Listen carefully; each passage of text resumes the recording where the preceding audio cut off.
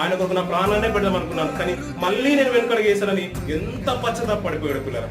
మనల్ని కూడా మనం ఒకసారి మనం జ్ఞాపకం చేసుకుంటాం పిల్లలు. ఎప్పుడు కూడా మన కంటిన్యూటీ, మన విశ్వాస జీవితం కొనసాగిన జీవితాలు లేవు పిల్లలు. మాటలోనో, స్థితిగతులతోనో, ఆలోచన చేతనో, పనుల చేతనో ఏదో విషయంలో మనం పడిపోతూనే ఉంటాం పిల్లలు. ఎక్కడో తెగిపోయి ఉంటుంది దాని మళ్ళీ కట్టుకునే అవకాశమే ఇష్టపడు కార్యక్రమం పిల్లలు, సంస్కార ఆరాధన పిల్లలు.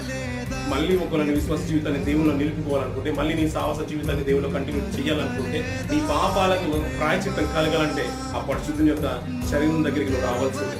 ఆయన పరిశుద్ధుని యొక్క పుణ్యాత్ముని యొక్క అమూల్యమైన రక్తం దగ్గరికి నువ్వు రావాల్సిందే. రక్తం తాగుతున్నావంటే నీకు ద్రాక్షరసం యొక్క మాదిరికరంగా చెప్తున్నాడు.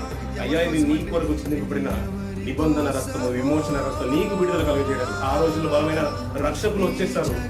యుద్ధం చేసి మరి ఒక్కడే రక్షించిన న్యాయాధిపతుల చరిత్ర మనకు బాగా తెలుసు పిల్లలు. అంతకంటే గొప్పడు. ప్రపంచాలు మారుతున్నా, తరాలు మారుతున్నా, యుగాలు మారుతున్నా ఒక్కడే రక్షకుడు.